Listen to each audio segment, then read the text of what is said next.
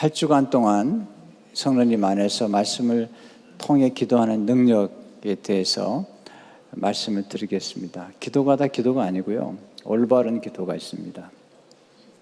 우리는 잘하는 기도를 좋아하는데 잘하는 기도보다 올바른 기도가 중요하죠. 또 균형 잡힌 기도, 또 응답을 받는 기도, 구체적인 그런 기도에 대한 말씀들을 좀 드리려고 합니다. 하나님은 기도와 말씀의 사람을 통해서 위대한 일을 이루십니다. 성경에 나타난 인물 가운데 느헤미야는 하나님의 위대한 일을 이루었던 인물 중에 한 사람입니다. 기도하는 사람은 말씀을 아주 존귀하게 여깁니다. 하나님을 경외하는 사람들의 특징은 하나님의 말씀을 경외한다는 것입니다. 하나님 지금도 기도하는 사람을 통해서 세계를 움직이고 계시는 것을 보게 됩니다. 기도하는 사람은 성경이 기도하는 책이다, 기도에 관한 책이라는 사실을 알죠. 이엔 바운즈는 이렇게 기록하고 있습니다. 하나님의 말씀은 기도에 대한 기록이다. 거기에는 기도의 사람들과 그들이 이루는 업적, 기도에 대한 하나님의 응답과 보장과 기도하는 사람들에 대한 격려로 가득 차 있다. 곧 하나님의 뜻과 그의 성업의 성공적인 수행은 기도로 수행되었고, 기도하는 사람은 지상에서 하나님의 대리자였으며, 하나님은 기도 없는 사람을 결코 사용하지 않으셨다는 사실이다. 하나님은 기도 없는 사람을 사용하지 않으세요. 물론 스스로 본인이 쓰임받았다고 생각할 수 있거나 착각할 수 있을지 모르지만 기도 없는 사람을 하나님이 사용하지는 않습니다. 이엔 바운드는 교회는 하나님 아버지의 집이고, 하나님 아버지의 집은 만민이 기도하는 집이며, 말씀은 기도의 책이다, 그렇게 얘기하죠. 기도가 하나님의 집에서 가장 거룩한 사역이기 때문에 하나님의 집을 기도하는 집으로 부르는 것과 마찬가지로 성경은 기도의 책으로 일컬어진다. 기도는 전 인류를 향해 성경이 선포하는 메시지의 위대한 주제요 내용이기 때문이다. 교회가 존재하는 가장 중요한 이유 중에 하나는 기도하는 것입니다. 왜냐하면 하나님이 기도하는 분이세요. 또 기도하는 사람들을 통해서 위대한 일을 이루시는 것입니다. 기도 없이 뭔가를 이루었다면 아주 위험한 것입니다. 특별히 본인이 그리스도인이라고 자창하면서 기도 없이 뭔가를 이루었다면 문제가 있습니다. 하나님은 기도하면서 이루는 것, 또 일하면서 기도하는 것, 그런 사람을 통해서 하나님의 놀라운 역사를 일으키신 것을 보게 됩니다. 느헤미야는 기도의 사람이죠. 대단한 인물이에요. 제가 리더십에 대해서 공부할 때 가장 제게 영향을 준 인물이 있다면 역시 느헤미야입니다. 여러분이 기회가 되시는 대로 느헤미야서를 읽어보게 되면 성경적인 리더, 탁월한 리더는 어떤 리더인가를 배울 수 있는데, 그는 또 하나의 우리의 모델이 되고 있죠. 오늘 배우는 첫 번째 교훈은 하나님의 음성을 들을 때 하나님의 비전을 품게 됩니다. 야망이 있고요, 하나님의 비전이 있습니다. 야망은 자기를 위한 거예요. 하나님의 비전은 하나님의 뜻을 이루기 위한 것입니다. 그는 성공했던 사람이에요, 이미. 그러나 그런 성공에 안주하지 않았습니다. 많은 사람들이 성공 때문에 타락하죠. 그래서 성공 때문에 그의 삶이 망가지는 것을 많이 보게 되죠. 그 이유는 뭐냐면 성공이 목적이 되었기 때문이에요. 성공은 섬김을 위한 수단에 불과한 거예요. 성공은 축복의 통로가 되기 위한 수단에 불과한 거예요.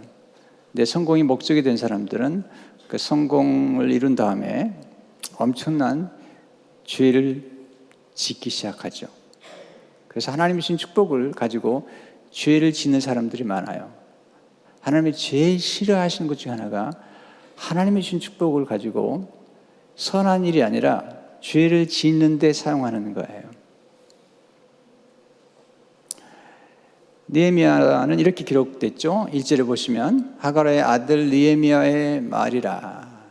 느헤미야라는 뜻은 하나님께서 이루하신다, 그런 뜻이에요. 이름의 뜻이.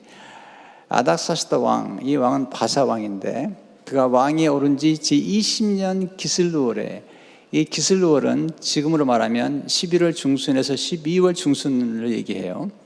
내가 수산궁에 있는데 바사의 왕국이에요. 수산국. 겨울에 특별히 왕이 즐겨 찾던 겨울 궁전이라고 이야기도 하죠.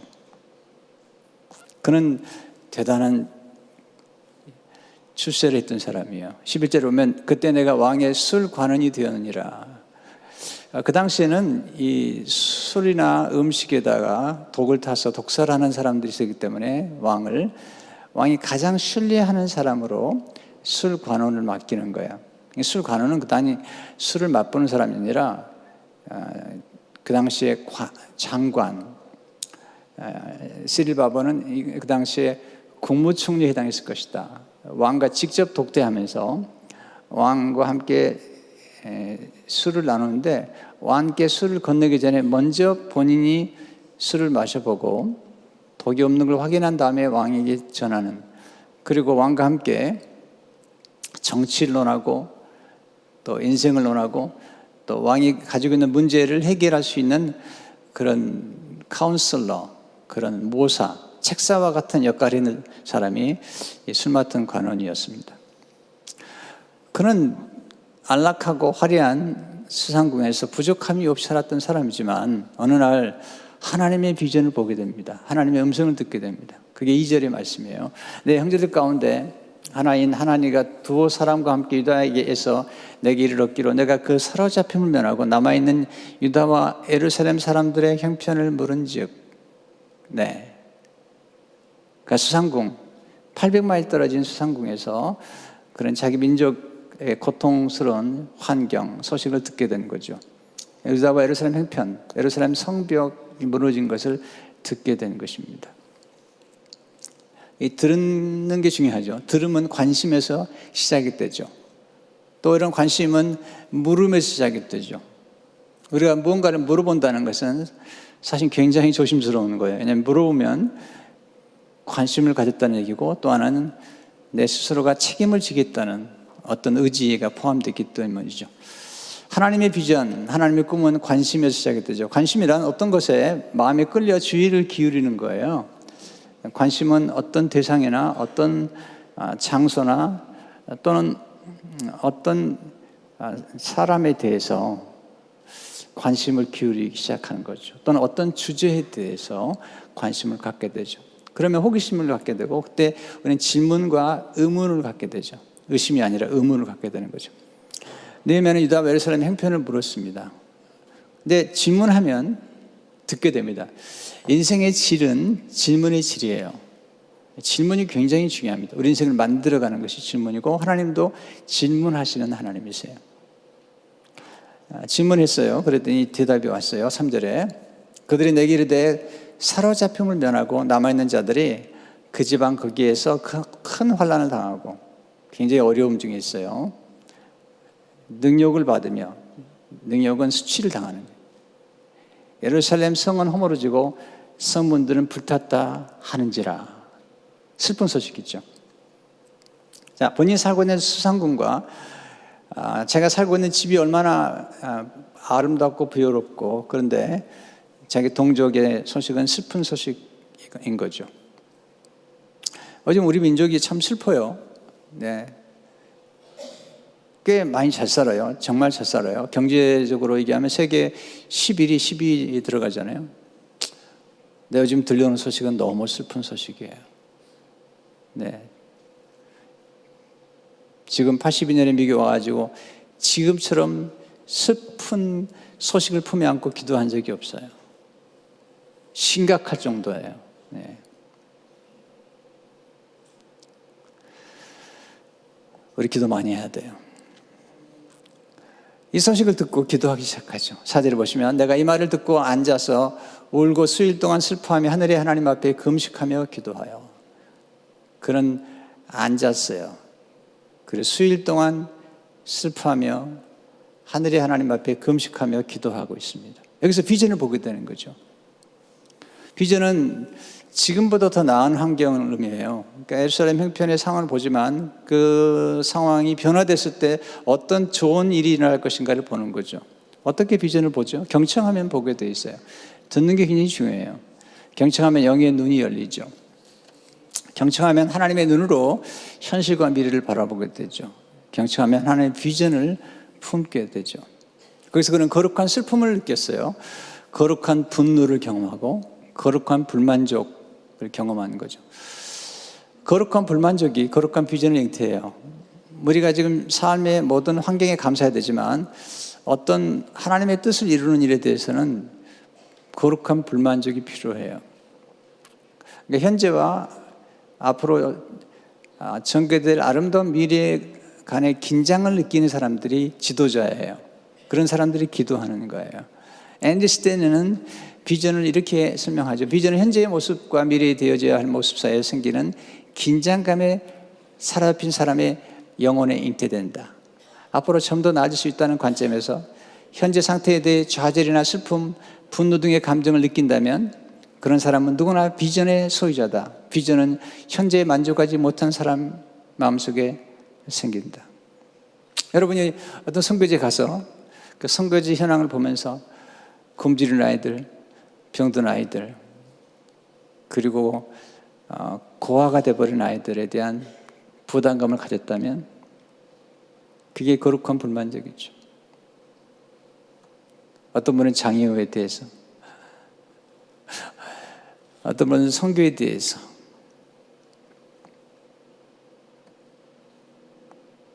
우리는 어떤 비전이라는 게 중요한데요. 이 비전이 놀라운 거죠. 거룩한 비전은 꿈 넘어 꿈을 꾸는 거예요. 우리는 아메리칸 드림을 이루려고 왔잖아요, 미국에.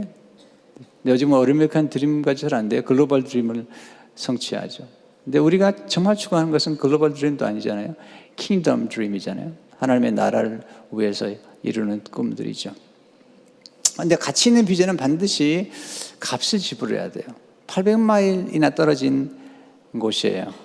그리고 그가 지금 위치에 있는 술관원이란 그 놀라운 직위도 잠시 아니면 아주 내려놓을 수 있는 그런 값을 지불해야 되는 거죠. 그러면서 예루살렘 성벽을 재건하고 그리고 유다 백성들을 회복시키고 부흥하는 그런 일에 쓰임받는 비전을 갖게 된 것입니다. 그 비전을 받아들였어요. 그러니까 하나님께서 우리들에게 어떤 비전을 주실 때 하나님이 직접 줄 수도 있지만 때로는 사람들을 통해 들은 소식을 통해서 우리가 비전을 품을 수 있다는 거죠. 여러분, 비전은 대단한 능력이에요. 비전을 갖게 되면 꿈을 초월하게 되고, 나이를 초월하게 되고 환경을 초월하게 돼요. 굉장한 에너지예요. 켄 블렌차드는 이렇게 말하죠. 비전은 에너지를 집중시켜준다. 비전은 방향을 제시해준다. 비전은 잠재된 힘을 발휘하게 해준다. 비전은 전력을 다해 앞으로 나갈 수 있도록 해준다. 이 꿈이잖아요. 비전이라는 거. 이게 이제 우리를 연약함도 초월하고 나이도 초월하고 환경이나 신분도 초월하게 만드는 가장 강력한 힘이에요. 저는 비전과 꿈을 굉장히 강조하는 사람이에요. 왜냐하면 이 비전과 꿈, 우리 과거를 다 극복하도록 만들어줘요. 과거를 초월하게 만들어줘요. 과거를 떠날 수 있게 만들어줘요. 얼마나 많은 사람들이 과거라는 무덤에다 꽃다발을 놓고 사는지 몰라요. 내 과거는 어떻게 했는데. 여러분, 그게 중요한 게 아니에요. 우리가 살 것은 미래지, 또 궁극적으로 하나님의 나라에서 하늘에 어떤 보화를 쌓아둘 것인지, 이게 우리에게 더 중요한 관심을 가져야 되겠죠. 두 번째, 하나님의 비전은 눈물의 기도와 함께 잉태되고 성장하는 것입니다. 느헤미야가 울어요. 4절에 보면 내가 이 말을 듣고 앉아서 울고 수일 동안 슬퍼하며 하늘의 하나님 앞에 금식하며 기도하여. 여러분, 남자가 울면 또 지도자가 울면 놀라운 일이 벌어지죠. 남자는 잘 안 울죠. 또 울어도 숨어서 울어요. 근데 느헤미야가 눈물을 흘린단 말이죠. 여러분, 느헤미야서를 읽어보시면 느헤미야는 굉장히 침착한 사람이에요. 또 절대로 충동적인 사람이 아니에요. 지금 하나님의 비전을 받을 때도 그가 금방 듣고 받은 게 아니에요. 수일 동안 기도하는 가운데, 금식하며 기도하는 가운데 이게 하나님의 음성인지 내가 받아야 될 하나님의 사명인지를 확인하는 사람이죠. 그런 음모와 음해와 수많은 장애물들 앞에서도 그런 고요한 영혼을 가지고 기도하면서 과업을 성취했던 인물이죠. 그런 감정적인 사람이나 감정에 의해서 움직이는 사람은 아니에요. 그럼에도 불구하고 그런 감정을 담은 눈물의 기도를 드리고 있어요. 이런 기도를 하나님이 귀히 여기시는 거죠. 오랜 요셉에는 이렇게 얘기했어요. 우리의 눈물은 하나님께서 우리 길에 심으신 섭리의 씨앗에 물을 주는 것이나 다름없다. 그렇기 때문에 우리의 눈물이 없으면 그 씨앗은 결코 자랄 수도 열매를 맺을 수도 없다. 네. 어제 읽은 책이에요. 저는 이제 책을 참 좋아해서 책을 잘 읽는데 어제 읽었던 우연한 글에 해니 나우엔, 그저께군요. 해니 나우엔의 글을 읽게 됐어요. 여러분 노트에 안 나와요. 그가 이렇게 얘기했어요. 하나님의 눈물과 우리의 눈물이 섞일 때 그 눈물은 소망의 눈물이 된다.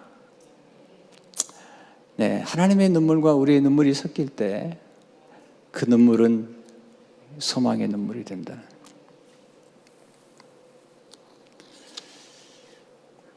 그는 잠깐 기도하고 결정한 일이 아니에요.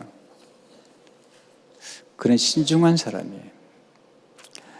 그리고 하나님 앞에 금식하며 울면서 하나님 비전을 가슴에 품었어요. 세 번째, 하나님 비전은 말씀을 듣고 붙잡고 기도할 때 물이 있죠. 말씀을 붙잡고 기도할 때, 특별히 언약의 하나님을 의지하고 언약의 말씀을 붙잡고 기도하는 거죠. 5절을 보시면 그러니까 기도를 시작할 때 이렇게 기도를 시작하죠. 같이 읽어보겠습니다. 시작. 이르되 하늘의 하나님 여호와 크고 두려우신 하나님이여 주를 사랑하고 주의 계명을 지키는 자에게 언약을 지키며 긍휼을 베푸시는 주여 간구하나이다. 네. 특별히 말씀 가운데 언약을 지키시는 하나님이라는 찬양을 드리고 간구를 하죠. 하나님의 사람들은 하나님의 언약은 하나님의 약속이에요. 근데 영어로 그냥 promise란 말을 쓰기보다는 covenant란 말을 썼어요. 또는 testament라고 씁니다. 이 언약이라는 것은 보통 우리가 인간이 뭐 식사 약속하고 뭐 시간 약속하고 지키고 어기고 그런 언약이 아니에요. 그런 약속이 아니고 여기서 말하는 언약은 언약을 맺는 쌍방이 언약을 어겼을 경우에는 그 값을 죽음으로 갚아야 되는 그 정도의 언약이에요. 하나님의 언약은 그런 언약이에요. 그래서 그 언약을 하나님 지키시기 위해서 십자가에서 아들을 내어주세요. 네, 그 정도의 언약이에요. 근데 하나님이 언약을 지킨다는 것은 우리 인간은 언약을 하고도 지키지 못할 때가 많아요. 네. 그래서 우리가 얼마나 많이 공수표를 바르죠. 우리 식사 한번 해요. 네. 그리고 식사를 안 할 때가 얼마나 많은지 몰라요. 네. 저도 목회 초기에는 이 약속을 많이 했어요. 지금은 거의 안 해요. 왜냐하면 약속하고 못 지킬 때가 많았기 때문에. 하나님의 약속, 언약이라는 것은 하나님이 약속하셨는데 그 약속하신 분의 신실하심, 그분의 성품이 이 언약과 관련되어 있어요. 하나님은 약속한 것을 반드시 지키는 성실하신 분이세요. 또 하나는 하나님은 언약하신 것을 반드시 이룰 수 있는 능하신 하나님. 이 하나님을 믿었던 사람이 아브라함이죠. 로마서 4장 19절 21절을 보면 그가 백선화되어 자기 몸이 죽은 것 같고 사라의 태가 죽은 것 같음을 알고도 이번 오늘 우리가 암송했죠. 믿음이 약해지지 아니하고 믿음이 없어 하나님의 약속을 의심하지 않고 믿음으로 견고해져서 하나님께 영광을 돌리며 약속하신 그것을 또한 능히 이루실지를 확신하였으니 그랬습니다. 느헤미야서는 읽어보시면 12번의 기도가 나와요. 기도를 시작해서 기도로 끝나는 책이 느헤미야예요. 느헤미야는 대단한 과업을 이루었지만 그 과업을 그는 기도로 이루었던 사람이죠. 근데 느헤미야의 기도는 굉장히 구약에 나오는 위대한 기도, 모범적인 기도의 하나로 손꼽히는 기도예요. 특별히 오늘 기도가 그렇죠. 보통 우리가 기도를 배울 때 기도의 4가지 요소를 담은 그런 압축된 문자로 액츠란 말을 쓰죠. 네, ACTS. 신약의 사도행전을 말할 때 쓰는 건데, 행전은. 근데 이 네 단어 속에 균형 잡힌 기도가 담겨 있어요. 그러니까 대표 기도를 하거나 아니면 우리 스스로가 기도할 때 이 네 가지 요소가 들어있으면 올바른 기도, 균형 잡힌 기도라고 해도 과언이 아니에요. 물론 기도를 이 네 가지 단어로 압축할 수는 없어요. 기도는 하나님께 대화하고 교제이기 때문에. 그러나 인텔렉츄얼하게 우리가 좀 지성적인 기도를 들을 수 있다면 이 네 가지가 필요해요. 이 속에는 하나님 향한 사랑도 담겨있죠. A는 adoration이라는 단어인데 찬양이라는 거죠. 먼저 하나님을 찬양하고요. C는 confession, 우리가 죄를 고백하고요. T는 thanksgiving, 하나님께 감사를 드리고요. S는 supplication, 간구의 기도를 드리는데 이 네 가지가 다 느헤미야 기도 속에 들어가 있습니다. 첫째로 우리가 기도할 때 하나님을 찬양함으로 기도하셔야 돼요. 5절을 보시면 그 하나님을 찬양하죠. 이르되 하늘의 하나님 여호와 크고 두려우신 하나님이요, 하나님은 크신 분이라고, 하나님은 우리가 경외해야 될 분이라고, 주를 사랑하고 주의 계명을 지키는 자에게 언약을 지키시는 하나님, 긍휼을 베푸시는 주요. 그러니까 하나님을 찬양하잖아요. 여러분, 우리가 기도할 때 제일 먼저 기억해야 될 것은 기도하는 대상이에요. 팀 켈러는 이렇게 말하죠. 우리의 믿음의 질이 중요하기보다는 믿음의 대상이 더 중요하다. 믿음의 질을 우리가 무시한대요. 여러분, 사람들마다 누구나 다 믿고 살아요. 어떤 분은 돼지를 믿더라고요. 돼지 앞에 절을 하고 돼지가 형통케 해줄 걸 믿어요.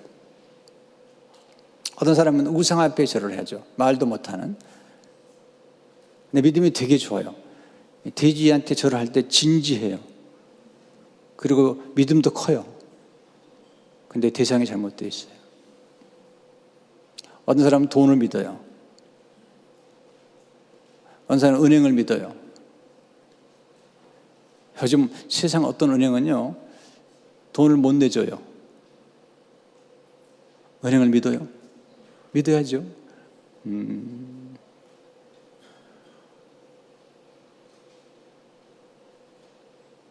어떤 나라는요, 50억 불이란 화폐가 있는데 그거 가지고 커피 한 잔도 못 사요. 베네수엘라 돈 있어도 안 가져가요. 왜냐하면 아무리 돈을 많이 가져가 봐야 살 수가 없어요. 화폐가 하락해가지고. 네.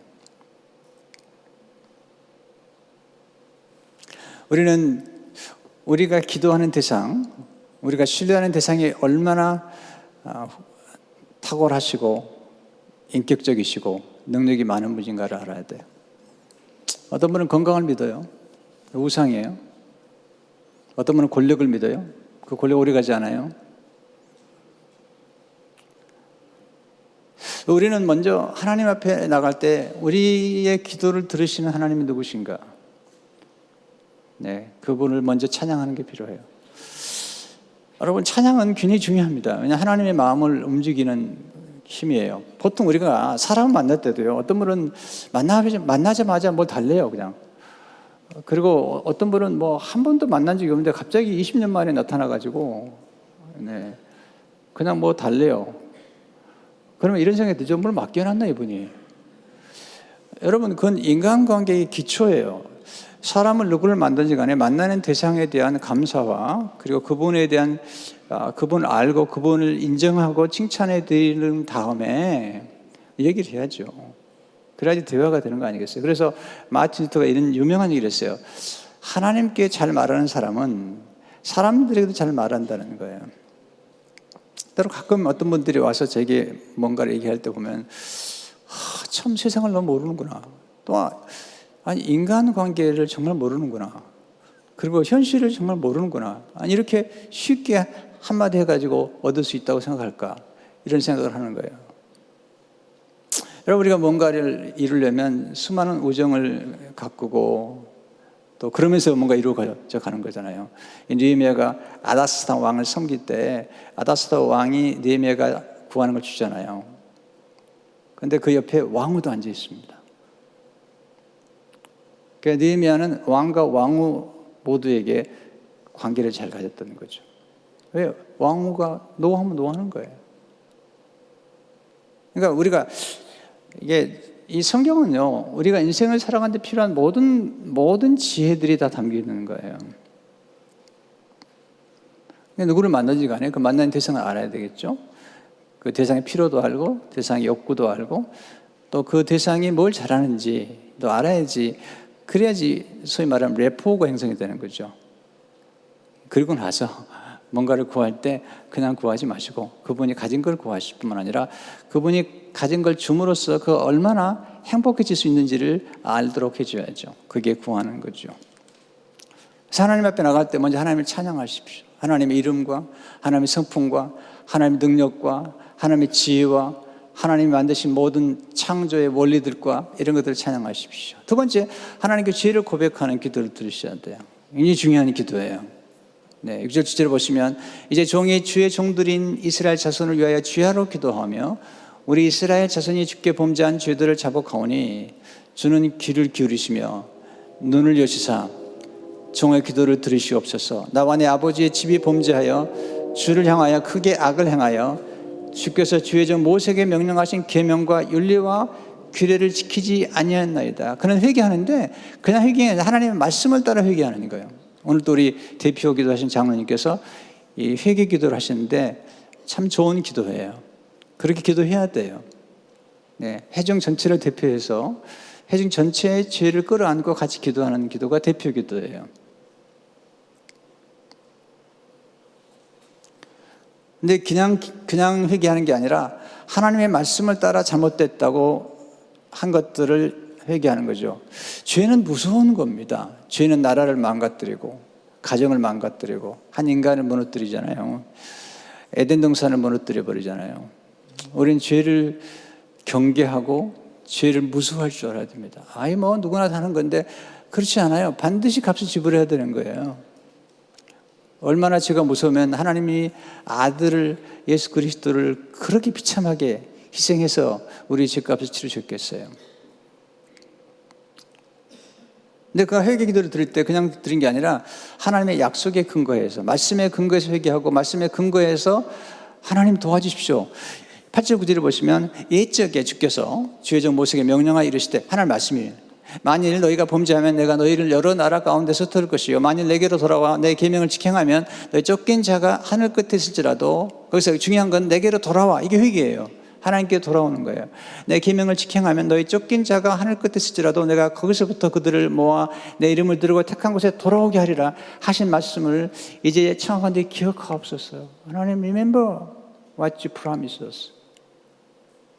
그래서 기억하라는 말이 자주 나와요. 하나님 기억하옵소서. 우리가 기도할 때 하나님이 회개 기도를 참 좋아하세요. 우리가 용서를 구하는 걸 좋아하세요. 또 행복한 가정을 보면요, 싸울 수 있는데 싸우는 게 문제가 아니라 어떤 가정은 싸우는데 회복의 능력이 있는 가정들은요 행복해요. 그리고 오래 가요. 끝까지 가요. 그게 용서를 구하는 거예요. 어떤 가정은 몇 가지 실수 때문에 가정이 깨어지는 걸 봤어요. 왜? 용서하지 않기 때문에, 또 고백하지 않기 때문에. 정직한 고백, 진지한 사과, 이런 것들이 관계를 더 깊이 결속시켜주고 그리고 관계를 지속시켜주는 행복의 비밀이라는 걸 아십니까? 하나님과의 관계도 마찬가지죠. 하나님 다 아세요. 여러분 지은 죄를 아는데 그래도 듣기를 원하세요. 제가 한번 큐티를 계속 하는데 제 죄를 일일이 고백을 했어요. 그랬더니 저는 하나님 놀랄 줄 알았었는데 하나님이 그렇게 제게 알려주시더라고요. 다 안다. 다 안다. 그런데 아주 기뻐하셨어요. 날마다 죄를 회개해야죠. 하나님의 성령의 감동과 말씀을 통하지 않고는 우리가 죄인이라는 걸 모르잖아요. 여러분 은혜로 알지 않은 것도 큰 죄죠. 그렇지 않으세요? 네. 받은 은혜를 마땅한 것을 알고 그리고 감사하지 않는 것도 죄죠. 세 번째, 하나님께 감사 기도를 들으셔야 돼. 10절에 보면 이들은 주께서 일찍이 큰 권능과 강한 손으로 구속하신 주의 종들이요 주의 백성이다. 이건 두 가지 메시지예요. 하나는 뭐냐면 출애굽 사건이죠. 히브리 민족이 노예가 됐을 때 그들을 강한 손으로 건져내는 사건과, 두 번째는 그들이 바벨론의 포로로 끌려갔는데 하나님께서 이방 왕 고레스를 통해서 그들을 귀환시켜 준 거예요. 포로에서 자유케 해 준 거죠. 이걸 제2 출애굽이라고 그래요. 구약에서. 예수님은 또 한 번 출애굽을 우리 시켜주시지만, 거기서 1차 귀환이 스룹바벨을 통해서 왔고요. 2차 귀환이 에스라를 통해 왔고, 이제 느헤미야를 통해 3차 귀환이 되면서 이제 예루살렘 성벽이 재건되는 것입니다. 여러분, 감사 기도는 정말 중요한 기도입니다. 네. 받은 감사를 세워보세요. 그리고 기도해 보세요. 굉장히 놀라운 일들이 많이 벌어져요. 감사하게 되면 더 놀라운 일들이 다 전개가 돼요. 네. 네 번째, 하나님 앞에 간구의 기도를 드리는 거죠. 이제 이렇게 감사한 다음에 이제 하나님의 약속을 붙잡고 회개도 하고, 그리고 하나님의 약속을 의지하고 신실하신 언약을 지켜 하나님 앞에 기도하는데, 1장 11절의 말씀이 아주 유명한 기도죠. 한번 같이 읽어보겠어요. 시작. 주여 구하오니 귀를 기울이사 종의 기도와 주의 이름을 경외하기를 기뻐하는 종들의 기도를 들으시고 오늘날 종으로 형통하여 이 사람 앞에서 은혜를 잊게 하옵소서하였나니 그때 내가 왕의 술관원이 되었었느니라. 그가 기도하잖아요. 기도문이 짧지만, 네, 여러분, 대표 기도가 너무 긴 건 좋지 않아요. 네, 대표 기도가 너무 길다는 것은 평소에 기도를 안 했던 분일 수도 있어요. 평소에 기도를 길게 한 분들은 대표 기도는 짧아요. 예수님은 길게 기도하시고 짧은 기도를 통해서 놀라운 일을 주셨어요. 선포 기도를 했죠. 사실 짧은 기도 속에 함축된 언어가 담겨 있는 거죠. 근데 그는 한순간 기도한 게 아니에요. 이 기도를 드리기까지, 그러니까 느헤미야 1장 5절 11절의 말씀이 굉장히 짧아요. 네, 한번 읽어보시면 금방 읽을 수 있는데, 그 기도가 드리기 전까지 어떤 일이 있었죠? 4절을 보시면 내가 이 말을 듣고 앉아서 울고 수일 동안 슬퍼하며, 8절을 보시면 이제 종이 주의 종들이 이스라엘 자손을 위하여 주야로 기도하며, 주야로 기도하고 간절히 기도했던 내용들이 함축된 단어로 나와 있는 것입니다. 대표기도 짧게 하라고 드린 말씀은 아니니까 또 장로님들 너무 그렇게 생각하지 마시고요. 네.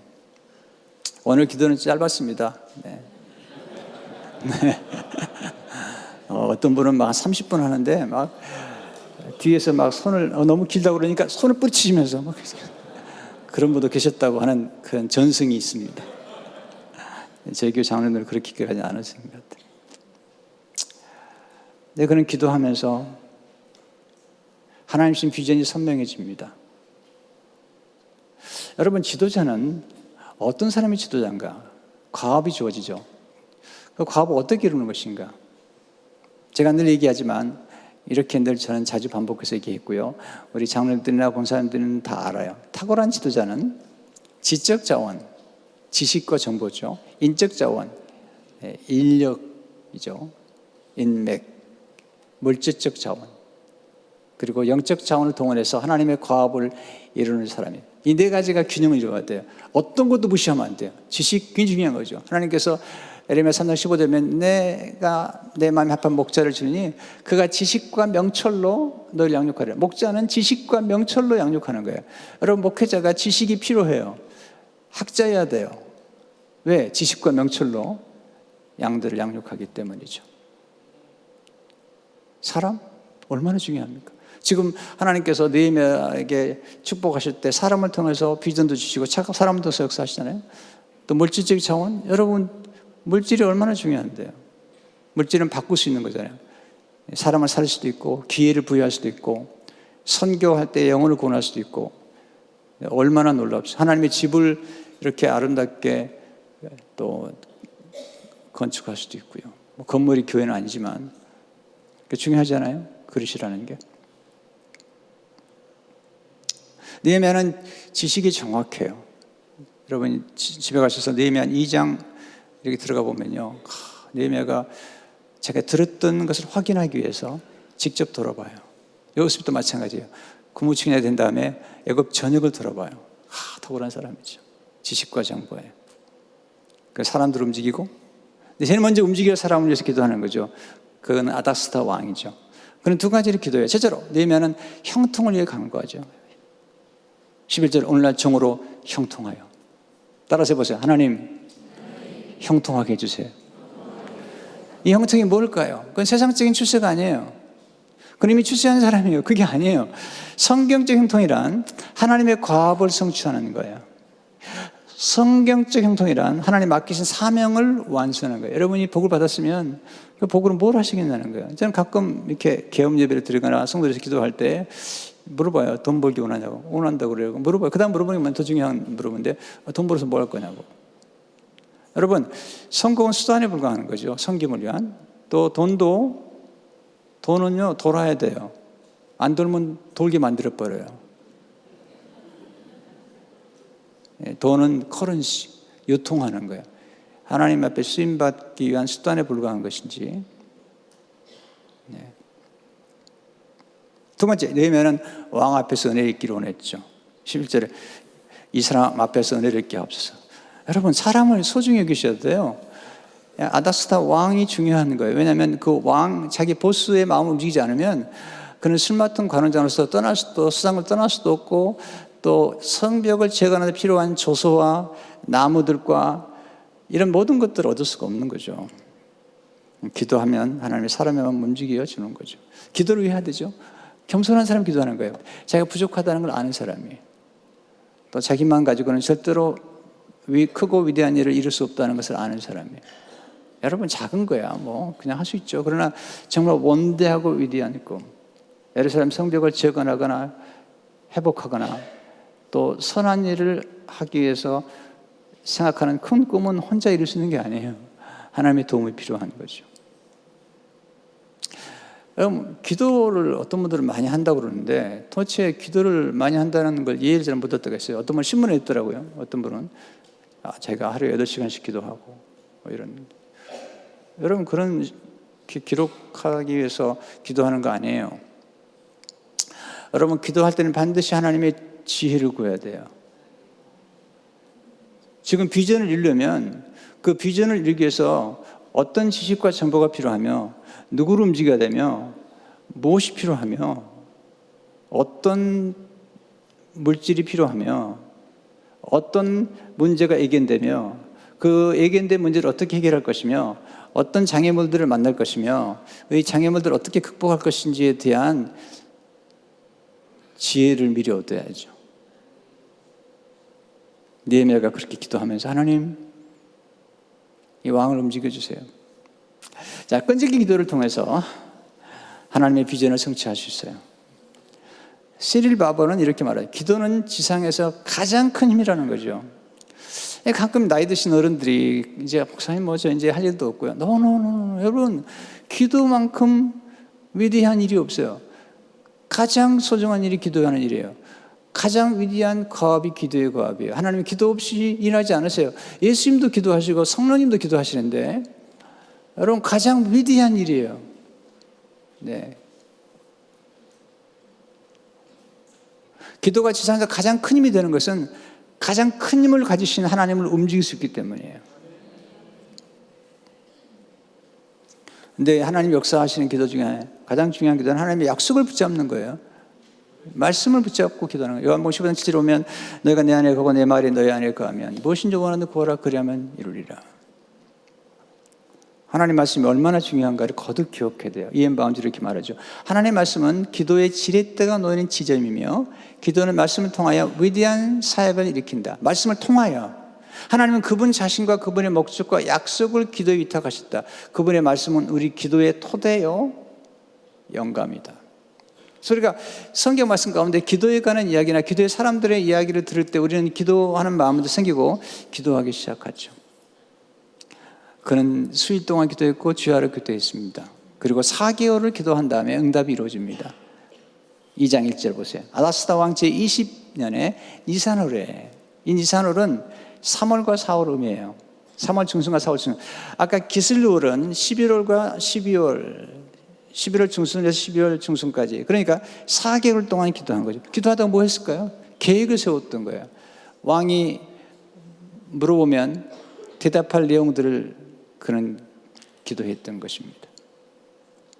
많은 분들이 이 꿈을 꾸는데 몽상가가 많아요.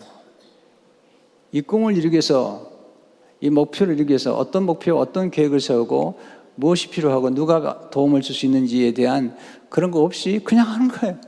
네. 그러니까 백날 기도해봐야 구체적인 역사가 안 일어나는 거예요.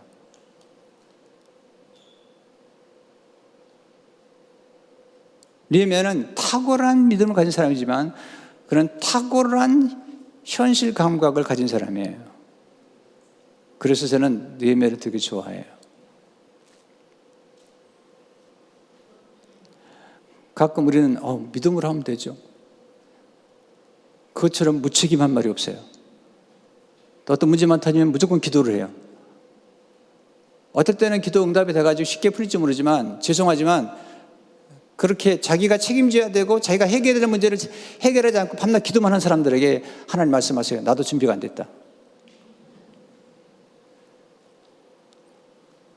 어떤 목사님이 설교 준비 안 하고 토요일마다 기도를 하는 거예요. 하나님 말씀 달라고. 그러니까 처음에 한두 번 줬어요. 계속 그러니까 하나 그러시더래요. 어느 날은 나도 준비가 안 됐다.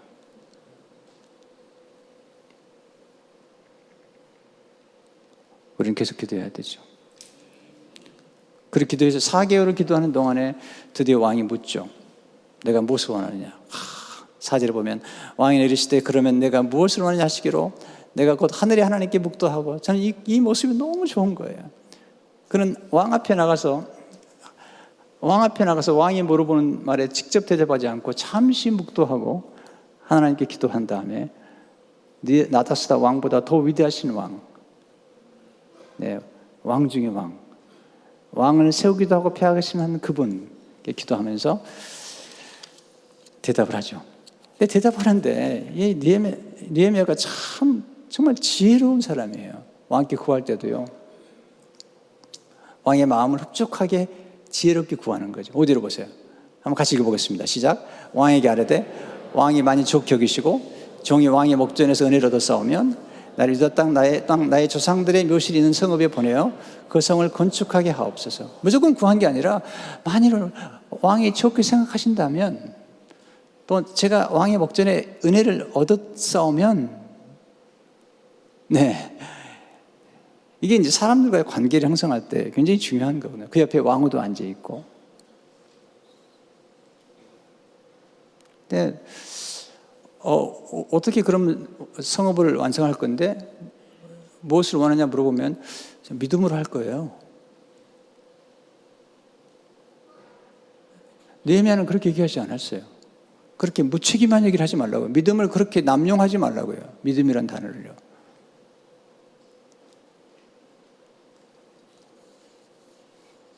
가끔 궁금해요. 믿었다는데 뭘 믿었냐는 거예요. 기도했다는데 뭘 기도했냐는 거예요. 구체적인 기도를 해야 돼요. 지금 우리 교회가 하는 모든 일들은요, 사실 시간이 오래 걸리는 거예요. 컴패션 캠페인 할 때 3년을 기도했어요. 또 우리가 선교 작정하기 위해서 10년을 기도했어요. 건축하는데 5년이 걸렸어요. 한국 학교를 시작하는데 10년이 걸렸어요. 오케스트라를 시작하는데 10년이 걸렸어요. 여러분, 그냥 되지 않습니다. 여러분, 오케스트라 하나 시작할 때도 지식이 필요하잖아요. 어떻게 구성할 것인가. 그래서 우리 박성규 음악 디렉터를 세우고 또 우리 교회 안에 음악인들을 찾고 또 자원을 마련하고 그렇게 지금 이렇게 시작된 거잖아요. 한국에도 마찬가지고. 나중에 유다 백성에 들어가서 사람도 움직이는데 느헤미야가 참 탁월해요. 그런 동기부여를 잘하는데 동기부여의 핵심이 뭔지 아세요? 하나님이 선한 손이 도우신다는 거예요. 느헤미야 18절 보니까 또 그들에게 하나님의 선한 손이 나를 도우신 일과 왕이 내게 이런 말을 전하였더니 그들의 말이 일어나 건축하자 하고 모두 힘을 내어 이 선한 일을 하려 하며 탁월한 동기부여자죠. 하나님이 도우신다는 거죠. 네. 저희 교회도 보면요, 하나님이 도우시는 걸 우리가 느끼니까 손들 헌신하잖아요. 너무 감사한 일이죠. 여러분 축복을 위해서 기도하셨다면, 축복 많이 받았으면 축복을 사명으로 알아야 돼요. 제가 그런 얘기 하죠. 많이 받았으면 많이 내놓으라고, 많이 들으시라고. 왜? 하나님 말씀하잖아요. 많이 받은 자는 많이 요구한다는 거예요. 우리 교회 하나님 많이 요구하실 거예요. 여러분 스스로도 생각해 보셔야 돼요. 많이 받았으면 하나님 많이 요구하시는 거예요. 그게 느헤미야가 생각하는 거죠. 수상궁에 사는데 자기 집은 대궐 같은데, 네, 자기 백성들은 너무 비참한 거죠. 여러분, 건축이 이루어졌죠? 우리는 책방사를 하면서 교회들 생각했겠죠. 우리 집은 이렇게 잘 사는데 교회는 책방사를 하고 있고. 네. 우리 이런 어떤 거룩한 불만족과 비전이 우리를 하여금 일하게 되고, 또 이런 비전을 이루기 위해서 열심히 일하는 거예요. 저는 열심히 목회해요. 최선을 다해 목회해요. 왜? 축복의 통로가 되고 싶어서. 저희 교회를 시작하면서 생각했어요. 이민교회 가운데 잘못하면 10년 이상 남의 도움만 받아야 되는 그런 교회를 할 것인지, 아니면 1년 안에 자립을 하고 섬길 것인지 선택했어야 돼요. 저는 선택했어요. 1년 안에 자립하고 섬기는 교회가 되겠다. 그리고 거기 많은 값을 지불해야 됐죠. 성도 여러분, 하나님 우리의 기도를 들으세요. 여러분의 생애를 축복하기 원하세요. 느헤미야처럼 그런 기도의 사람 되시기를 축원합니다.